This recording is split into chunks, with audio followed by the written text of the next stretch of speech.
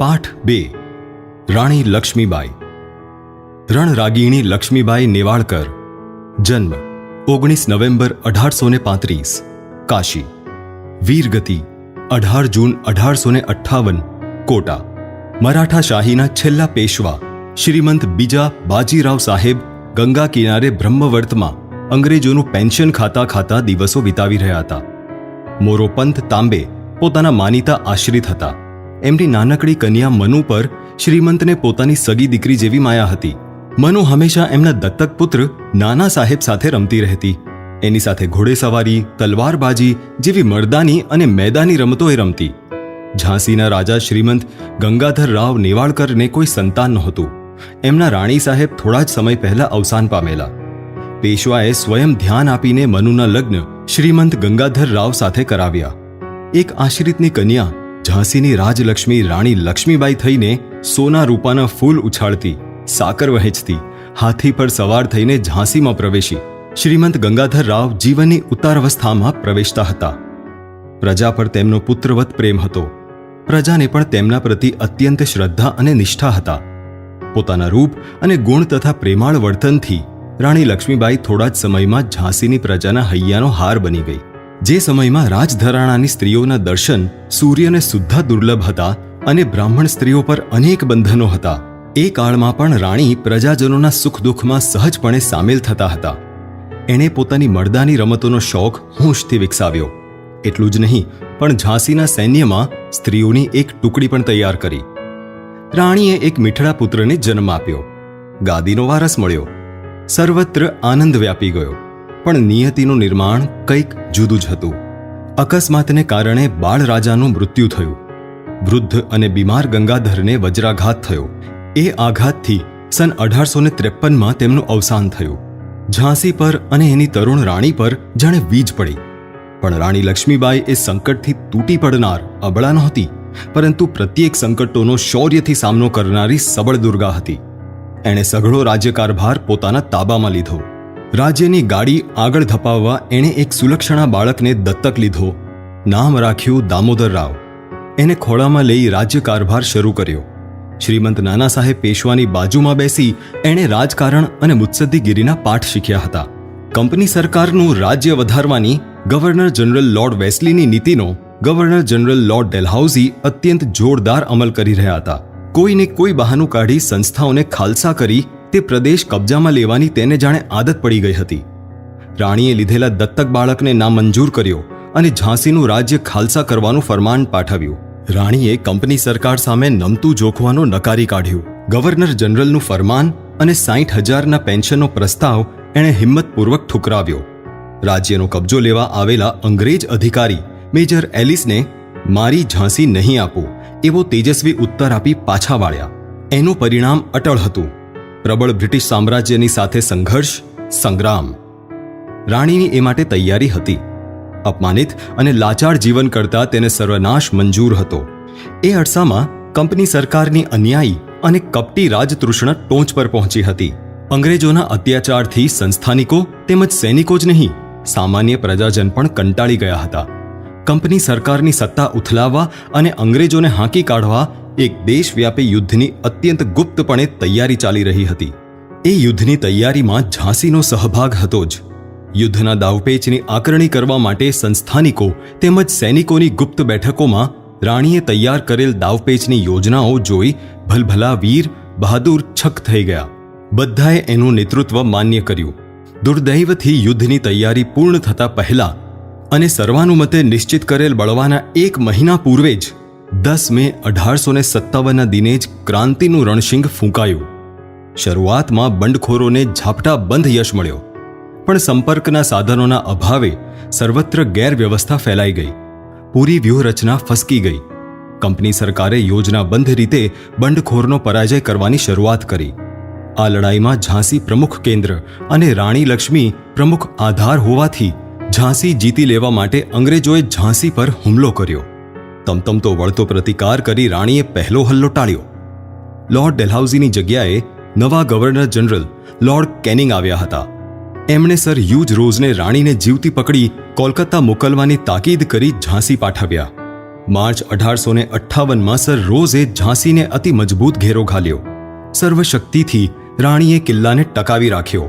એ પોતે મર્દાની રણવેશ પહેરી, હાથમાં ચળકતી ઉઘાડી તલવાર લઈ ચાલુ યુદ્ધમાં કિલ્લાના કિનારે આંટા મારતી, યુદ્ધનું નેતૃત્વ કરતી હતી. કપટનીતિનો આશરો લઈ અંગ્રેજોએ કિલ્લામાં ફાટફૂટ કરાવવી આદરી હતી. કિલ્લાની બહારનું શહેર તેમણે જીતી લીધેલું. એવી પ્રતિકૂળ પરિસ્થિતિમાં પણ રાણીએ સતત 10 દિવસ એવો તીવ્ર પ્રતિકાર કર્યો કે સર હ્યુઝ રોઝને આંખે પાણી આવી ગયા. રાણીનું તોપખાનું અતિશય સક્ષમ હતું. તોપમારાને કારણે અંગ્રેજ સરકાર કિલ્લા પાસે આવી શકતું નહોતું. એને પ્રહારથી બચાવવા માટે એણે તોપખાનાને ઘણું જ દૂર રાખ્યું હતું. પણ એક નબળી પળે રાણીનો વિશ્વાસુ તોપચી દુશ્મનની ગોળીનો ભોગ બન્યો અને રાણીનું તોપખાનું નોંધારું બની ગયું. ઝાંસીનો જીવ પણ જાણે ગળે આવી ગયો. ભવિષ્ય નજરો સામે દેખાતું હતું. રાણીએ પોતાના ધર્મના ભાઈ એવા શ્રીમંત એટલે કે શ્રીમાન નાના સાહેબની મદદ માંગી. પણ એ વખતે જનરલ હેબ્લોકે કાનપુર પર કરેલા હુમલાને કારણે ખુદ નાના સાહેબ પેશવાની પણ પલાયન થઈ જવાની વેળા આવી હતી. એમના વિશ્વાસુ સેનાપતિ અને રાણીના બાળપણના સાથી તાત્યા ટોપે અંગ્રેજોને માહાત કરવા કલ્પી પર હુમલો કરી એમાં રોકાયેલા હતા. રાણીના તોપખાનાની અચૂક નિશાનાબાજી તૂટતા શત્રુઓએ તોપખાનાને આગળ સરકાવ્યો. હવે તોપગોળા કિલ્લામાં પડવા લાગ્યા. એક એક ઇમારતોને નિશાન બનાવતા હતા. અનાજના કોઠારો ઉદ્ધવસ્ત થયા. એક તોપગાળાએ લક્ષ્ય સાંધ્યું અને એણે દારૂગોળાના ભંડારને નિશાન બનાવ્યો. પ્રચંડ સ્ફોટ થયો. પૂરી ઇમારત આસમાનમાં ઉડી. સેંકડો મનુષ્ય ચિથરે હાલ થઈને કે ભૂંજાયેલા રીંગણા જેવા હાલમાં મરણ પામ્યા. બધો જ દારૂગોળો ધુમાડો થઈ આકાશ ભણી ફેલાયો. તોપો શાંત પડી ગઈ. બંદૂકો બેકાર થઈ ગઈ. પણ રાણીને વિચાર કરવાનો સમય નહોતો, હોશ નહોતી. ગોરાઓ કોટ પાસે આવી ગયેલા. કોટના કાંગરે સીડીઓ મૂકી ગોરા સિપાહીઓ ઉપર ચઢી રહ્યા હતા. તેમને રોકવા રાણીના સૈનિકો જીવ સટોસટની લડાઈ લડી રહ્યા હતા. સ્વયં રાણી રણચંડીનું રૂપ ધારણ કરી કોટની દિવાલના એક છેડેથી બીજે છેડે ઘોડા પર દોડતી ભાગતી હતી અને સૈનિકોને ધીરજ અને પ્રોત્સાહન આપતી હતી. સુ સુ સુ કરતા ઘોડા તેની પાસેથી જતા હતા, પણ એને એની પરવા નહોતી. ઝાંસી પર બીજો પ્રહાર થયો. કોઈ હીન વૃત્તિના ઘર ભેદુએ સર હ્યુઝ રોઝને કિલ્લાની સહજતાથી કબજે કરી શકાય તેવી જગા દેખાડી. સુરંગના સ્ફોટથી કિલ્લાનો એક બુરજ આસમાનમાં ઉડ્યો. બુરજ પરની તોપ અને સૈનિક ખરી પડેલા પાનની જેમ આસમાનમાં ફેંકાયા. ગઢમાં મોટા મોટા ગાબડા પડ્યા. ગાબડામાંથી ઘૂસનાર શત્રુ સેનાને રોકવા માટે રાણી એક ટુકડી સાથે ત્યાં દોડી. અત્યંત જીવ સટોસટથી સામનો કરી એણે પહેલા હલ્લાને પરાસ્ત કર્યો. રાત પડી. યુદ્ધ તાત્પૂરતું રોકવામાં આવ્યું. રાત્રિના ઘનઘોર ભયંકર અંધારામાં પોતાની ઝાંસીને બળતી રાણી જોઈ રહી હતી. જખમીઓના ઉપચારની વ્યવસ્થા કરી તેમને ધીર ધરાવતી, સાંત્વન આપતી રાણી અવિરત હરતી ફરતી હતી, મહેનત કરતી હતી. રાત વીતતી હતી. સર હ્યુઝ રોઝ પૂર્ણ શક્તિથી પુનઃ આક્રમણ કરશે જ એ કહેવા માટે કોઈ જ્યોતિષીની જરૂર નહોતી. દેહમાં જાણે રણચંડી પ્રવેશી હોય તેવી રાણીની ઈચ્છા શૂરવીર સૈનિકોની સાથે ખભે ખભા મિલાવી લડતા લડતા મૃત્યુને ભેટવાની હતી. પણ રાણીના મુત્સદીપણાએ રાણીના વિવેકને જગાડ્યો. બલિદાન એ મહાયુદ્ધનું ધ્યેય નહોતું.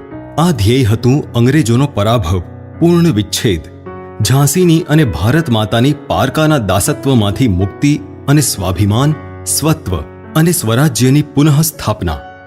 આ મહાન યુદ્ધમાં રાણીની ભૂમિકા કેવળ ઝાંસીની લડાઈ પૂરતી મર્યાદિત નહોતી. એ વિશાળ યુદ્ધપટના અનેક કેન્દ્રીય નેતાઓ પૈકી એક પ્રમુખ ધુરંધર હતી. વિસ્ખલિત થયેલા યુદ્ધ વ્યૂહને સવારવા માટે તાત્યા ટોપીની મદદથી ફરી એકવાર હયાત અને મુક્ત એવા સર્વ યુદ્ધ નેતાઓને એકત્ર લાવવાનું કામ કરવાનું હતું. એ માટે રાણી ઝાંસીમાં જ અટવાઈ રહે એ ચાલે તેમ નહોતું. મૃત્યુનો વિચાર કરવાનો પણ એની પાસે વેળા નહોતી. મુત્સદ્દીઓની સલાહ પ્રમાણે રાણીએ અત્યંત વ્યથિત અંતઃકરણથી ઝાંસી છોડવાનો નિર્ણય લીધો. પહેલા ગ્વાલિયરના સિંધિયા પાસે અને પછી કાલ્પીમાં અટવાઈ ગયેલા તાત્યા ટોપે પાસે જવાની તેણે યોજના બનાવી. પરોઢિયાના અંધકારમાં ગઢ છોડવાની મૂળ યોજના હતી, પરંતુ બધી પતાવટ કરતા થોડું મોડું થયું. રાણી કિનારા પાસે આવી ત્યારે દિશાઓ ઝળહળવા માંડી હતી. કોટની દિવાલની પેલી બાજુથી સર રોઝના સૈન્યનો કોલાહલ સંભળાતો હતો. હુમલો થશે એ તો જાણે નક્કી જ હતું, પરંતુ એ આટલી વહેલી સવારે થશે એમ નહોતું લાગતું. કદાચ રાણીના પ્રયાણનો પેંતરો કોઈ જાણભેદુએ ફોડી નાખ્યો હશે. તૂટી ગયેલા બુરજ ભણી રાણીએ પોતાનો મોરચો વાળ્યો. એટલામાં કિલ્લામાં જોરદાર ધમાચાકડી શરૂ થઈ ગઈ. ઉપવાસી, થાકેલી, ભાંગેલી ઝાંસીની સેના જાન હથેળી પર લઈ તાજા માજા ગોરા સૈન્યને રોકવા માટે પ્રયત્ન કરતી હતી. એ રણશુરાઓમાં ભળી જઈ રણયજ્ઞમાં આત્માહુતિ દેવાની એક જોરદાર ઉર્મી રાણીના મનમાં જાગી. પણ વિવેકપૂર્ણ રાણીએ પોતાનું મન માર્યું. સરરર કરતી એણે તલવાર મ્યાનમાંથી બહાર કાઢી. પાછું વળી સવારો તરફ સૂચક દ્રષ્ટિપાત કરી એણે તલવાર ઊંચી કરી. ઉગતા સૂર્યના પહેલા કિરણોએ તલવારને ઝગમગાવી, જાણે એના દૈવી કાર્યને પરમેશ્વરના આશીર્વાદ મળ્યા.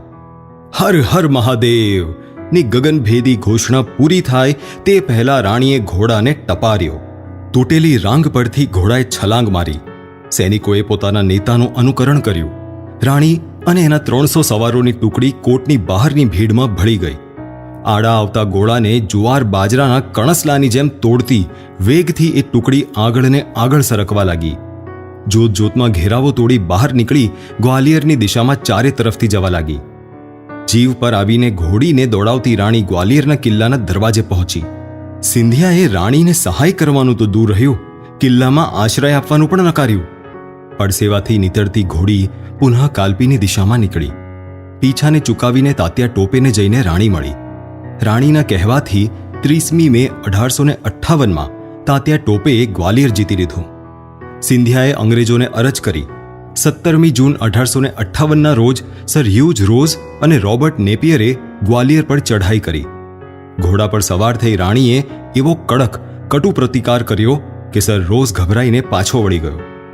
પણ 18મી જૂન 1858ના દિને રાણી મુરારની છાવણીમાં હતી. ત્યારે રોબર્ટ નેપિયરે છાવણી પર અચાનક છાપો માર્યો. દોડતા દોડતા દામોદર રાવને પીઠ પર બાંધી નવીન ઘોડા પર સવાર થઈને રાણી ગોળીઓની વર્ષાને ભેદથી ભીડમાંથી બહાર નીકળી. ભાગતા ભાગતા વચમાં સુવર્ણરેખા નામનું એક નાળું વચમાં આવ્યું. નવો ઘોડો પાણીથી ગભરાયો, કૂદકો મારવા તૈયાર નહોતો. અશ્વ અટકતા પીછો કરતી શત્રુસેનાએ રાણીને આંબી લીધી. તુમુલ યુદ્ધ થયું. રાણીએ અનેક શત્રુઓને યમસદન પહોંચાડ્યા, પણ અંતે એની શક્તિ, બળ ઓછા પડ્યા. એક અંગ્રેજે રાણીના મુખ પર આડા તેડા ઘા કર્યા. એની જમણી આંખનો ડોળો બહાર નીકળી ગયો. બીજાએ છાતી પર મર્મભેદી ઘા કર્યો અને તરત જ ત્રીજાએ તેના મસ્તક પર પ્રાણઘાતક પ્રહાર કર્યો. એવી જ અવસ્થામાં રાણીએ એ બંનેને ઠાર કર્યા અને ઘોડાને વહોળા પરથી પલાણ્યો. કારભારી રામચંદ્ર રાવ રાણીને ગર્દીમાંથી દૂર લઈ ગયા. રાણીના પવિત્ર દેહને મલેચ્છનો સ્પર્શ ન થાય એ માટે ખૂબ જતન મહેનતપૂર્વક રાણીને ગંગાદાસ બાબાની પર્ણકુટીમાં લઈ ગયા. દામોદર રાવને ગંગાદાસ બાબાને હવાલે કરીને રાણીએ છેવટનો શ્વાસ લીધો. રામચંદ્ર રાવ અને ગંગાદાસ બાબાએ ઘાસની ગંજી પેટાવી રાણીને અગ્નિદાહ દીધો. એક તેજસ્વી અગ્નિજ્વાળામાં અગ્નિને સ્વાધીન થઈ. રાણીના મૃત્યુના સમાચાર જાણી રાણી પર હુમલો કરનાર સર હ્યુજ રોઝે લખ્યું, બંડખોરના સૈન્યમાં સર્વથી શૂર અને સર્વોત્તમ સેનાની કોઈ પુરુષ નહીં પણ એક સ્ત્રી હતી. એ સ્ત્રી એટલે ઝાંસીની રાણી લક્ષ્મીબાઈ. સ્વદેશ અને સ્વાભિમાન માટે લડતા લડતા ઝાંસીની રાણી લક્ષ્મીબાઈ શહીદ થઈ. 1857ના પહેલા ક્રાંતિ યુદ્ધમાં એક તેજસ્વી સમિધા અર્પણ કરાઈ. રાણી લક્ષ્મીબાઈનું નામ લેતા પ્રત્યેક સાચો બુંદેલી આજે પણ ગર્વ અનુભવે છે.